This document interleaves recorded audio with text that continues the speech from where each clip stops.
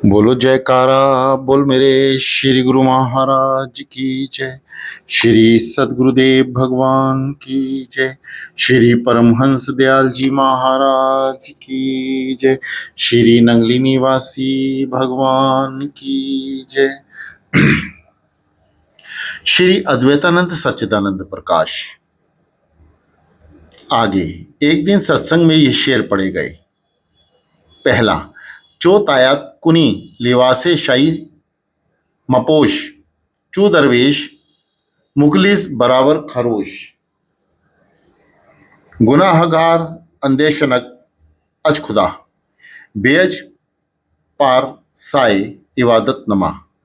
ना पर है जगरो ना दानिशवदर, हमी बस के दुनिया बदी ने खुरंद। खुरोपोश बरकशाए राहत रसा, निगाह जरचेदारी न बीरे कंसा। चे खुदा रा कभी हाल बिनी और खुश, बशुकरान बदे जाइफा बेखुश। ना रे जद खुदा आबरुए कसे, के रे जद गुनाह आबे चश्म बशी। चू आयत बिकशीश दरबीर पेश, बतीफीक हक दा ना अज रकेश। ता कायम बखुद नस्ती यक कदम, जे केज मदद मेरस दम मदम। तवाइने तन मंदा अज खुरश, के लुतीफे हकत मेहद परवरश। अगर ईजो जो अस्त गेर दिलो केद, मन अज हक शनासस ना अज अजमेर अमग्रेज। ना अजास्त दरगाह नहीं गनी, के बेचारगी बेजेब किबरे बनी। तबर कुनत मर्दे हशमत परस्त, ना दानत के हशमत बहुकुम अनदरस्त। अज शुआर अकाल ना जेबत के दस्त, अंदज अजरबे ना नादहा मस्त। खिरद मंद बाशत जहां दीदा भरत, के विसियार गरम अजमुदस्त भरत। जवाने अरज राय मादर बेफकात, दिले दर्द मंद चो अजज बिखस्त। तो तन परवेशाए किजरश बशा, यके अहले हिम्मत दिरग पहले आहा।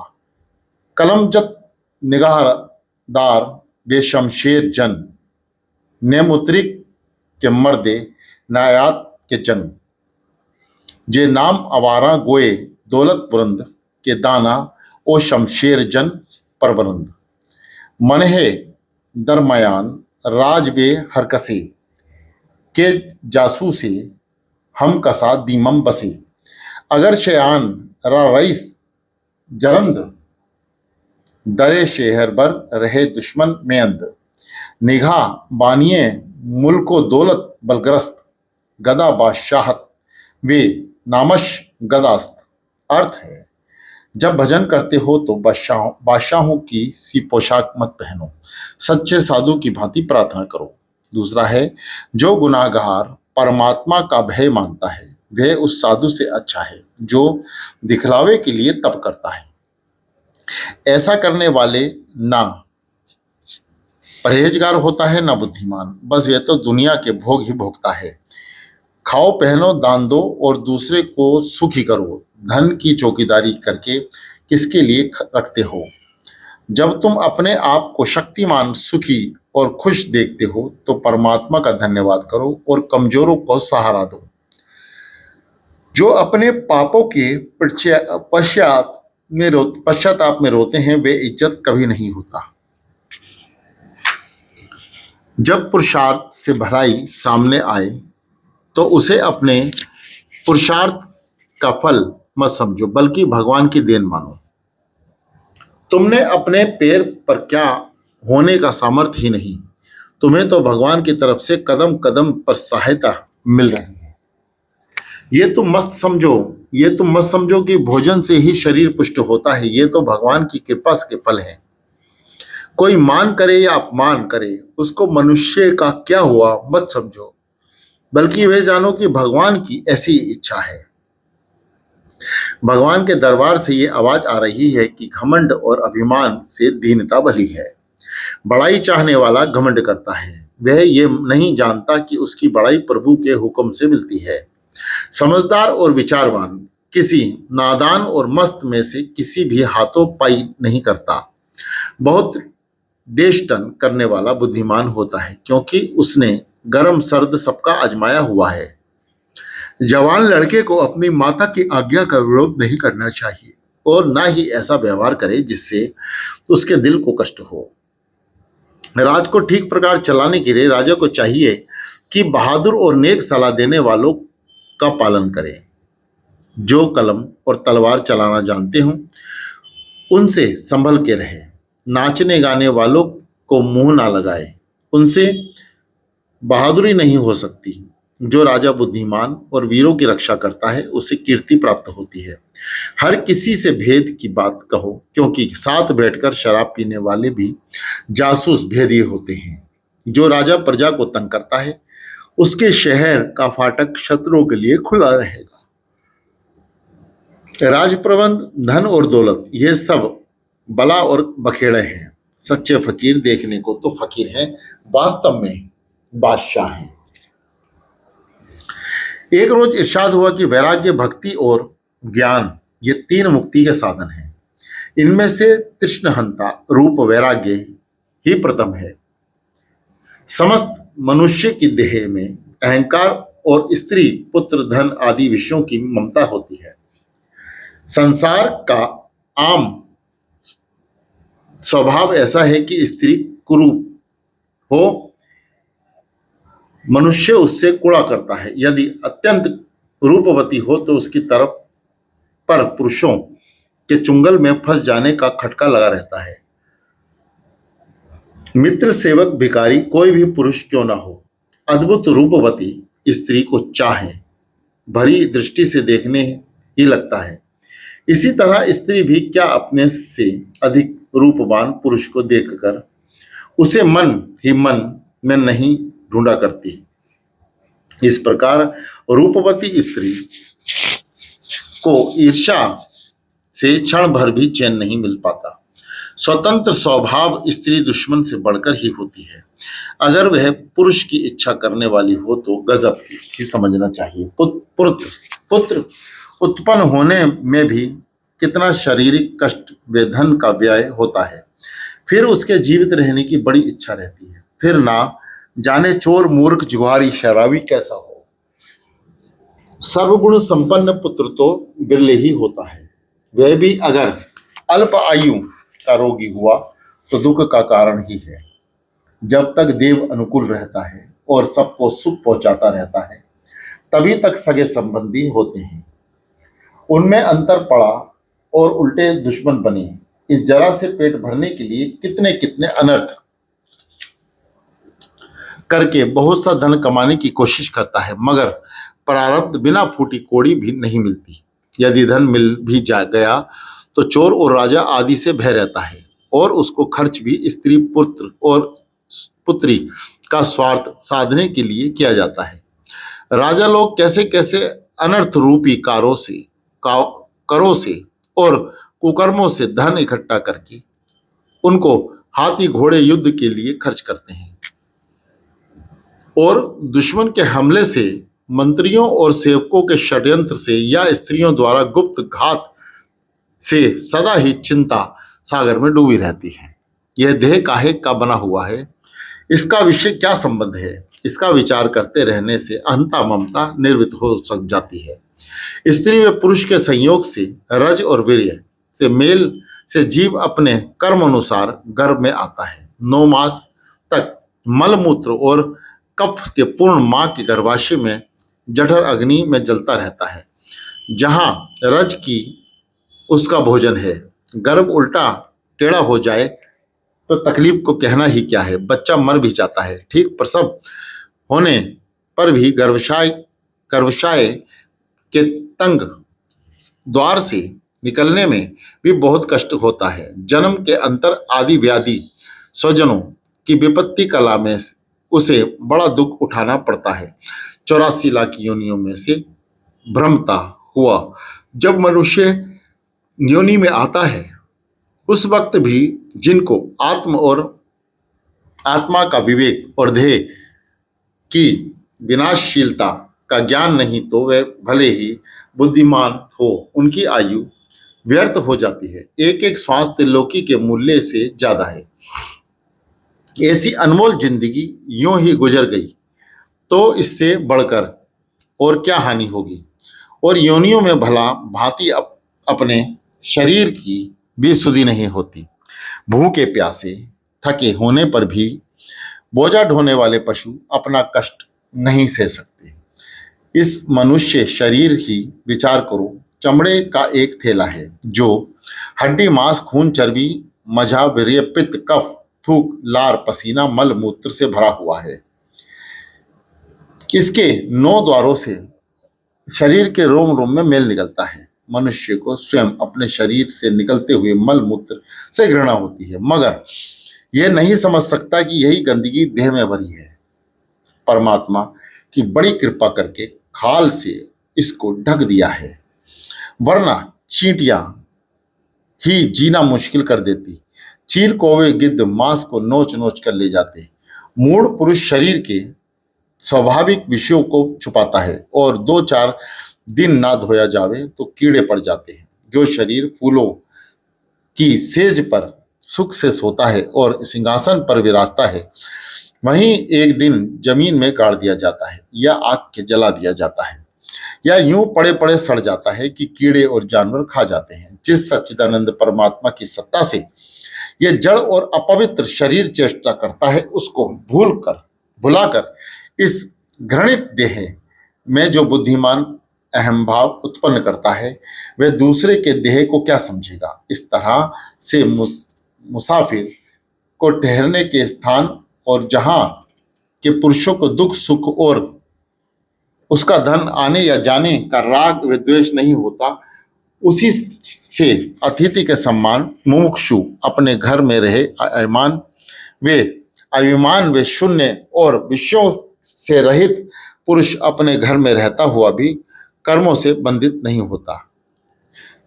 क्या हरी घास के जंगल, सफेद बालू का वन, वृक्ष का शीतल छाया, मंद सुगंध शीतल वायु, कलोल करते हुए पानी और बहती हुई नदियां वे मित्र के समान मनुष्य का दिल नहीं बहला सकती। विषय खुद घटते हैं तो बहुत दिनों तक घटते रहते हैं, लेकिन उन्हें अपनी इच्छा से छोड़ा जाए तो वह सुख और कल्याण को देने वाले हो जाते हैं। वैराग्य रूपी सौभाग्य के पात्र प्रसन्न चित्त विषय शक्तिहीन और यथा प्राप्त प्रलब्ध फल भोगने वाला पुरुष इसी जन्म में कृतार्थ हो जाता है। भक्ति चित्त में सतोगुण उत्पन्न होने पर ज्ञान बिजली के समान उदय हो तो जाता है, मगर वो स्थिर तभी रहता है जब चित्त शुद्ध हो जाता है। अंतःकरण बिना परमात्मा की भक्ति के कभी शुद्ध नहीं होता। जो लोग हरि भक्ति से ज्ञान हुए हैं, वह अपने ज्ञान के कारण को समझते हैं। मूर्ति यानी साकार और अमूर्ति भक्ति निराकार दो ही ब्रह्म के रूप उपनिषदों के कहे हैं, लेकिन भागवत गीता में कहा है कि साकार उपासना सुगम है।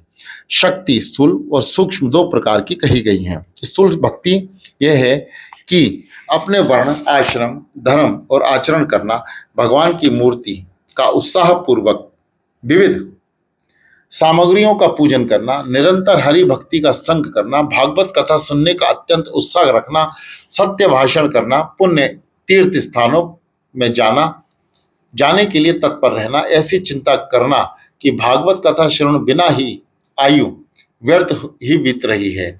यह सब स्थूल भक्ति के लक्षण हैं। इसी तरह से स्थूल भक्ति का आभास करते करते सूक्ष्म भक्ति उदय होती है, जिसके लक्षण यह है कि स्मृति और पुराणों के सदा वाक्यों से सुनती हुई भगवान की मूर्ति के मानस पूजन का अभ्यास, एकांत सेवन, सत्य समस्त और पुराणों के सदवाक्यों से सुनी हुई भगवान की मूर्तियों के मानस पूजन का अभ्यास, एकांत सेवन, सत्य समस्त प्राणियों के प्राणियों में परमात्मा को विद्यमान जानना और संपूर्ण प्राणियों से अविरोधक और ऊपर दया प्रारब्ध उनको स्वलभ लाभ में संतोष करना, स्त्री पुरुष पुत्र आदि में ममता शून्य होना, अहंकार और क्रोध से रहित होना, मीठा बोलना, प्रसन्न चित्त रहना, अपनी निंदा और स्तुति के समान रहना, सुख दुख और शीत उष्ण द्वंद्व को सहना, आपत्ति से भय न करना, निद्रा आहार और व्यवहार में अनादर में अनासक्त रहना, व्यर्थ वार्तालाप के लिए अवकाश न होना, निरंतर शांति चित्त रहना, भागवत संबंधी भजन और गीत और बांसुरी के शब्द से आनंदित होना, उसके स्थिर हो जाने से पर चित्त अवस्थे मतवाले हाथी के समान हो जाता है। ये समस्त प्राणियों में भगवान को और भगवान में समस्त प्राणी को देखने लगता है। ऐसे अवस्था को जाने पर वे भक्तों की श्रेष्ठता हो जाती है। भगवान श्री कृष्ण सगुण भी हैं और निर्गुण भी हैं। चर्म चक्षु से दृश्य पदार्थ की जाने जा सकते हैं। इनके भगवान का सगुण रूप दिखाई देता है। श्री कृष्ण भगवान अर्जुन को और श्री वेद व्यास जी भगवान संजय को दिव्य दृष्टि क्यों देते, बल्कि इसमें से ही साबित होता है कि श्री कृष्ण भगवान के रूप में अदृश्य था और चर्म दृष्टि से ना दिखाई देने के कारण उन्हें संपूर्ण जगत का प्रकाशित करता है और सबको एक साथ ही सब जगह दिखाई देता है। भक्ति में श्रद्धा, सरलता, मृदुलता होनी चाहिए। छोटी निष्कपट बालक किसी से भी ये नहीं कहता कि मुझे प्यार करो, मगर उसकी सरलता, निष्कपटता और भोलापन देखकर चित्त खुद ब खुद उसको प्यार करने को चाहता है। इसी तरह से भक्त और भगवान प्यार करते हैं। आत्मज्ञान अगाध विषय जल से भरे हुए इस संसार समुद्र में 9 छेदों वाली नरदेह रूपी नौका है, जो कर्म वायु से प्रेरित होकर इधर उधर डगमगाती है। इन छेदों के खुले रहने से उसमें विषय रूपी जल भर जाता है और वह डूबती रहती है। इन छेदों को रोक देने से संपूर्ण पूर्वक संसार सागर से उस पार पहुंच जाता है। इंद्रिया ग्रह के लिए कुछ मिथ्या प्रपंच को कोई पार नहीं कर सकता। जिस तरह नदी अपने उद्गम स्थान से नीचे बहकर समुद्र में जाके मिलती है, अगर इस उद्गम स्थान से स्थिर रहती है तो वही मिलकर समुद्र बन जाती है।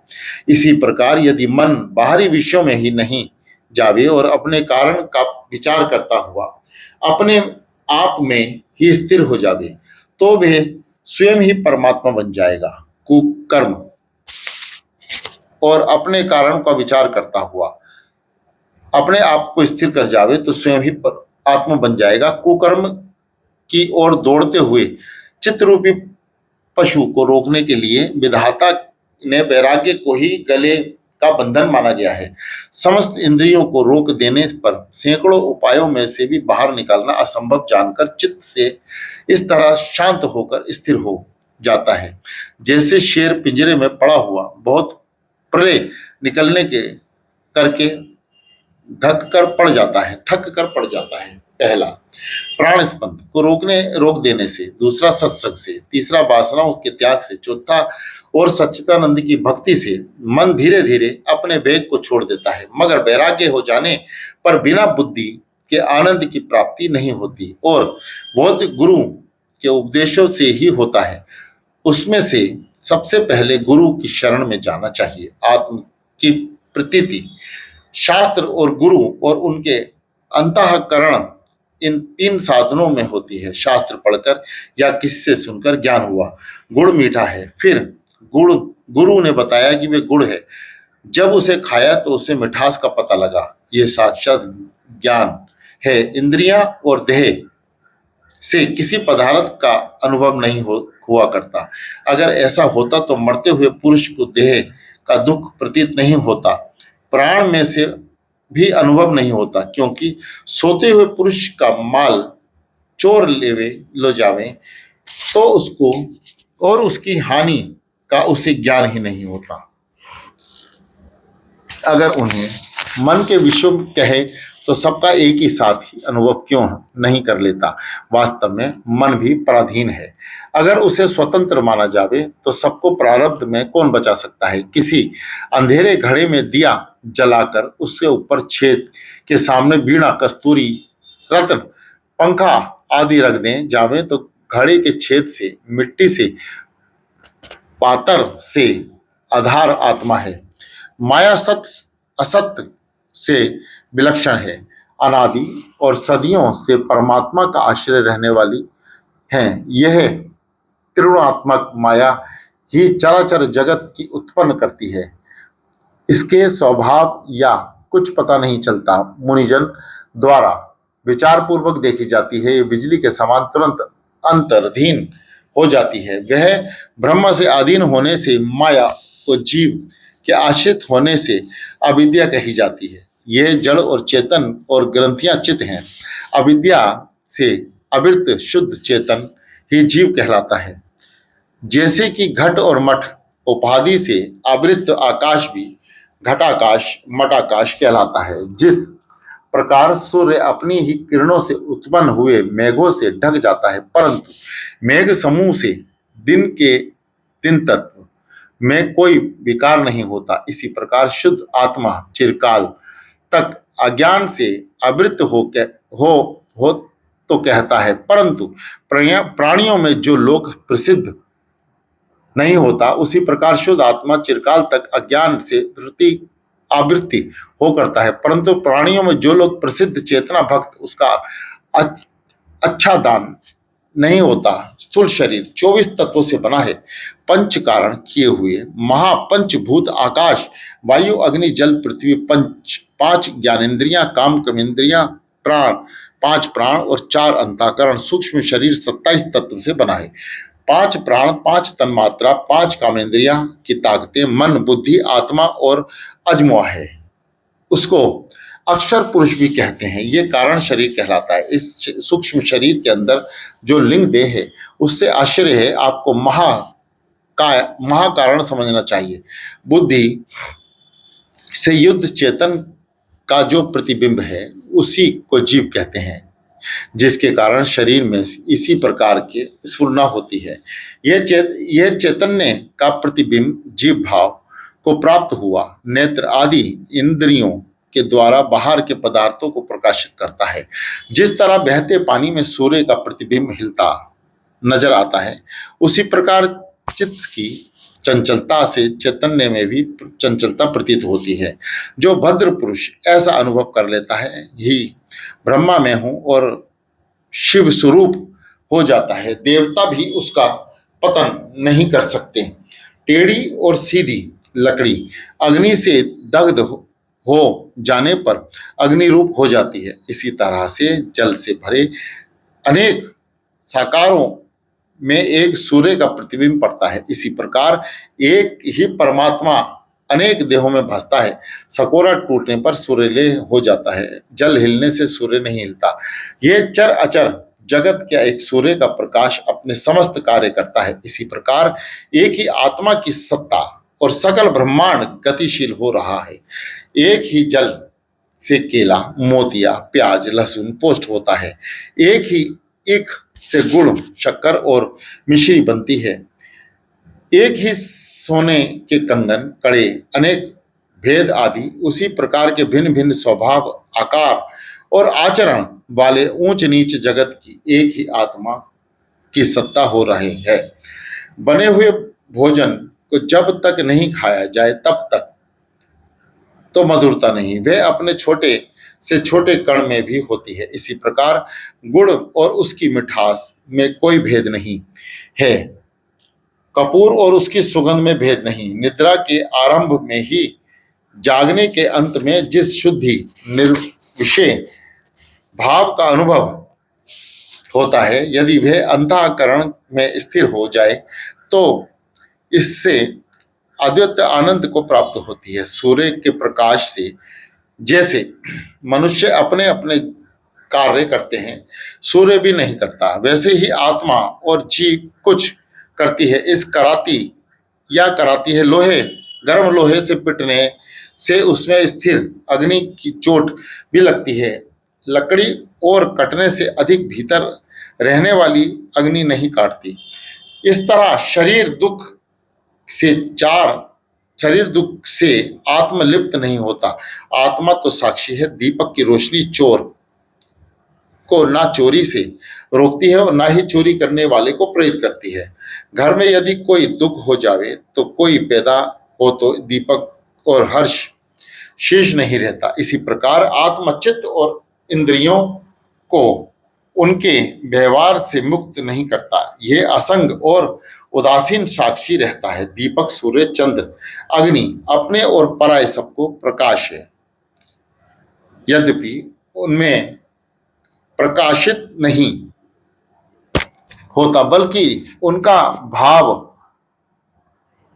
चक्षु इंद्रियां द्वारा आत्मा से होता है। उनको किससे जाने? आत्मा तो आत्मा ही से जाननी होती है। पुरुष, हाथी, कुकर, कुकर, शुकर, ब्राह्मण और चंडाल में से एक ही सच्चिदानंद को देखता है, वे ही अद्वैत नंद को भोग करता है। शांति शांति शांति। प्रार्थना। दिलों जा दीनों इमा, जो लेना हो गुरु को ले, करू का उत्तर देने से नहीं चाहे कसम ले लो। मरण विश्वत नहीं पिया, उलट गयो संसार, चंदा चंदन चांदनी भय जवाहरात हार। कूक करूं तो जंग हंसे, जंग नहीं तो लागे घाव, ऐसे हृदय दर्द को बिघना कहा उपचार। वही वृंदावन कुजावन, वही सखा, वही ठोकरे और उद्धव ब्रजराज, बिन भय को ही और। तुम चाहो तो मत चाहो, राम याद गुरु राय। मैं चाहता हूं आपको प्रेम के प्रतीत भय हमें, और दोनों बोल से हारे हैं। तुम हमारे हो, तुम हमारे हो। तन मन धन अर्पण कियो, शरण गही मैं नाथ। मन भावे कोई सोई करो, लाज तुम्हारे हाथ। कोई कहूँ मैं मगन, मैं तो वही में मगन, जामे लागी है लगन। बाहरी सफलता नहीं है, आज तक इतनी खबर कौन है। मतलूब में किसके, तल वगैरों में हूं। साहिब इतना मांगहु ना रूपो दे, चुपड्डी मागत मैं डरूं, कहीं रूपी ना हर ले। देख पराई चूमड़ी मत ललचावे जी, नामे कियो ना कर सकूं साबित करता मोर। करब करावन आप हैं, अल्टू पलटू शोर, बिना काट जल धोइए खाए अधिक प्यास। तुलसी प्रीत सिराइए, सुय मीत किस आस। प्रीत तो कीजे एक से, आसे जग पतलायत। ठोर ठोर की प्रीति में मन कलंक लग जाए। बोलो जयकारा, बोलो मेरे श्री गुरु महाराज की जय।